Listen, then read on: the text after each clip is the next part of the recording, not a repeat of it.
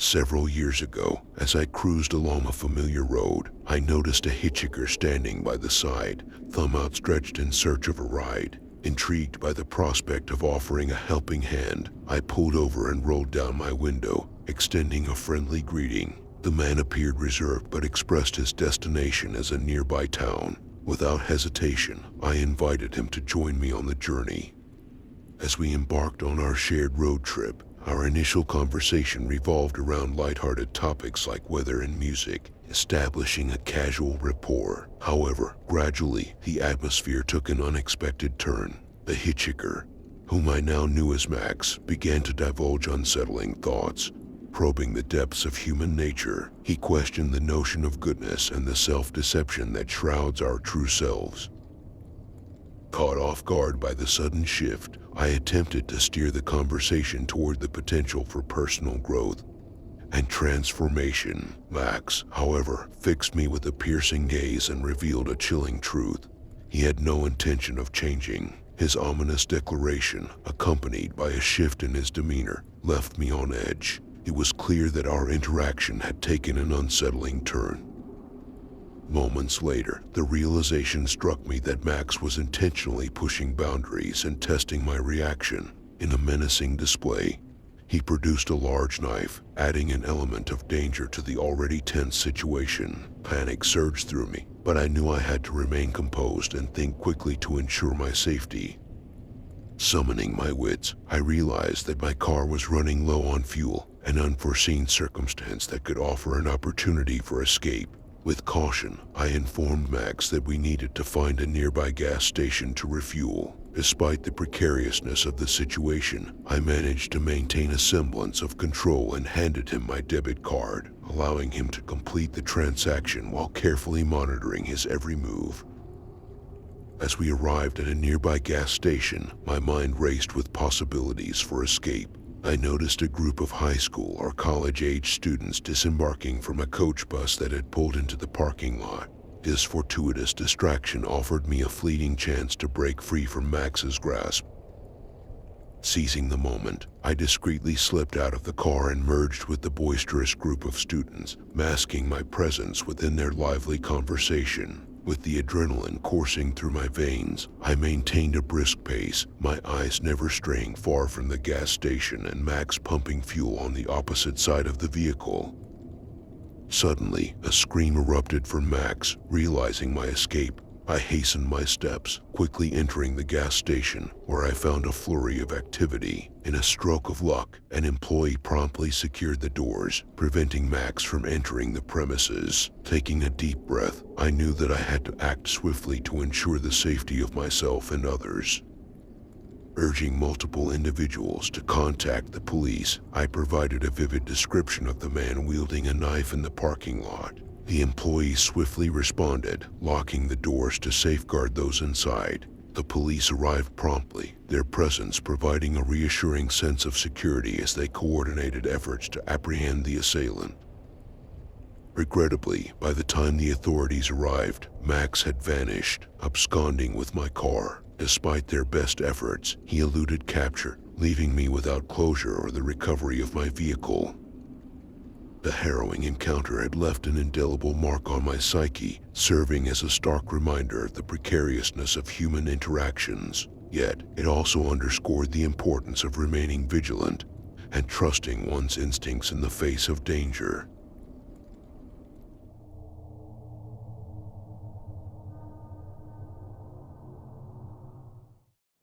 On weekends, I decided to do some DoorDash deliveries to earn some extra cash. Since I had a day job, I could only start driving in the evenings. It was a little past 9 when I began my shift. I accepted my first order, dropped it off, and headed back to the area with restaurants. However, I found myself driving in circles for about 10 minutes without receiving any new orders. Usually, there would be a decent amount of orders on weekends, even late at night. Finally, a new order popped up, although it was a small one with a small tip. After completing that order, I found myself waiting in a parking lot for almost 20 minutes before the next one came through. Waiting so long between orders and not having the option to choose which ones to accept was less than ideal. The next order I received was another small one, but I figured some money was better than none, so I accepted it. It was a bag from Taco Bell containing just 2 tacos and some packets of hot sauce. The delivery fee was probably higher than the cost of the food itself. I confirmed that I had picked up the order and received the directions to the customer's house, which was about 10 minutes away in a regular neighborhood. As I was driving, I approached a red light at an empty intersection. Suddenly, a truck pulled up next to me, catching my attention. The man in the truck was sticking his head out of the window and looking down into my car, specifically at the DoorDash bag on the passenger seat. I turned my head to get a better look, feeling a bit uneasy. When I realized the light had turned green, I pressed on the gas and continued driving, but I couldn't shake off the strange encounter. I checked my mirrors, and to my surprise, the truck was now cruising behind me in the same lane. Unsure if he was following me or just coincidentally going in the same direction, I kept a close eye on it. The route was a straight shot until the neighborhood, so it was difficult to determine if I was being followed. However, as I turned into the neighborhood, the truck followed suit, and my suspicions grew stronger. The route directed me to make a few turns within the neighborhood before reaching the final road with the customer's address. I turned onto the street and immediately noticed a dead-end sign a few houses down. I braked and pulled over, feeling a sense of unease. The truck pulled in behind me and parked, confirming my fears. I sat in my car, contemplating my next move. Just as I was trying to come up with a plan, I received a text from the DoorDash customer, inquiring about the delivery's ETA. It all started to make sense. The men in the truck, likely the customer, were waiting for me to get out of my car. Despite understanding the situation, I felt trapped with no clear way to escape. As I panicked, the man stepped out of his truck and approached my car, stopping by the trunk. I watched his every move through the rearview mirror, my mind racing with thoughts. Suddenly, he slammed something into my windshield, shattering it. Reacting quickly, I put the car in drive and floored it. Just as the man attempted to crawl in through the broken glass, he fell off the car as I made a tight U-turn. Taking advantage of his momentary delay, I maneuvered through the space between his truck and mine, avoiding any further damage. I saw him stumbling across the street as I sped away, immediately dialing 911 to report the incident. When the police arrived at the scene, they found only shattered glass scattered on the road. I felt incredibly grateful to have escaped with nothing more than a broken windshield. The events of that night left me shaken for months to come. I couldn't help but wonder if that man was out there, lurking and attempting to trap more unsuspecting victims. In the aftermath of the incident, I became hyper-vigilant during my DoorDash shift. Every unfamiliar face or vehicle made me anxious, and I constantly checked my rearview mirror for any signs of danger. The once enjoyable side job had transformed into a source of anxiety and fear. To regain a sense of security, I reached out to DoorDash's customer support and explained the harrowing experience I had endured. They expressed concern and assured me that they would investigate the situation thoroughly. They also advised me to report the incident to the local authorities, which I had already done. In the following weeks, I remained vigilant and cautious while delivering orders. I took extra precautions, such as informing friends and family of my delivery routes and keeping them updated on my whereabouts. I also made sure to drive in well-lit areas and avoided secluded neighborhoods at night. Meanwhile, the police continued their investigation, searching for any leads that could identify the man and his intentions. I provided them with a detailed description of the truck and the individual involved, hoping it would assist in their efforts. However, as the weeks turned into months, there were no significant developments in the case. Despite the lack of progress in apprehending the man, I refused to let fear dominate my life. I focused on rebuilding my confidence and finding ways to protect myself while carrying out my DoorDash deliveries. I attended self-defense classes, learning essential techniques to defend myself in case of an emergency. Equipped with this newfound knowledge, I felt a renewed sense of empowerment. Over time, the anxiety I had initially felt began to fade, Although I remained cautious, I didn't allow fear to hinder my daily activities. I resumed my DoorDash shifts with a mix of caution and resilience, refusing to let one unsettling encounter define my future. Months turned into years, and the memory of that terrifying night slowly became a distant echo. The incident served as a stark reminder of the potential dangers that could exist in the world, but it also reinforced the importance of personal safety and awareness. As I reflect on that night, I am grateful for my quick thinking and the ability to escape unharmed. The experience taught me to trust my instincts, stay vigilant, and take proactive measures to ensure my safety. It also ignited a sense of empathy within me, urging me to spread awareness about the potential risks faced by delivery drivers and encourage others to prioritize their personal safety.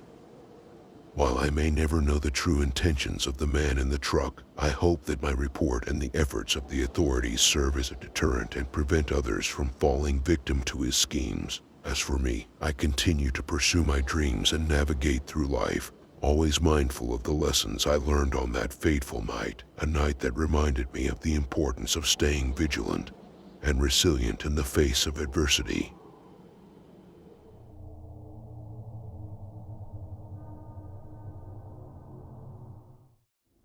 I work as a long-haul truck driver for a reputable moving company on the East Coast. Our specialty is cross-country moves, transporting people's belongings from the East Coast all the way to the far West Coast. It's a challenging job that involves driving for extended periods, usually ranging from 20 to 40 hours, depending on the distance. My role specifically revolves around driving the truck while others handle the loading and unloading of the trailer. I've been with this company for nearly 4 years now, and the routine is pretty much the same for each job. I arrive at the pickup location, load up the trailer with the customer's possessions, and hit the road. This particular trip was a 30-hour drive, with a couple of short rest stops planned along the way to ensure I stayed alert and well-rested.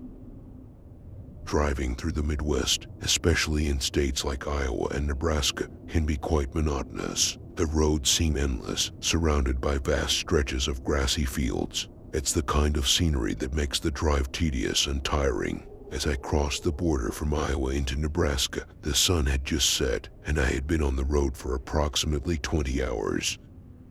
I had taken a brief break a few states back, but fatigue was slowly creeping in, making my eyelids heavy. Still, I pushed on, hoping to cover a few more miles before my next rest stop.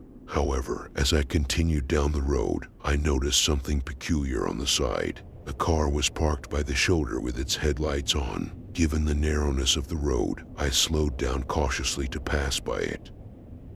The car's exhaust was emitting steam, indicating that the engine was still running. Moreover, there was a man leaning against the driver's door, seemingly watching my approach. I nodded at him as I passed by, but something felt off. As I glanced in my rearview mirror, I saw him getting back into the car. It struck me as odd for someone to be sitting alone on the side of an empty road with a running vehicle.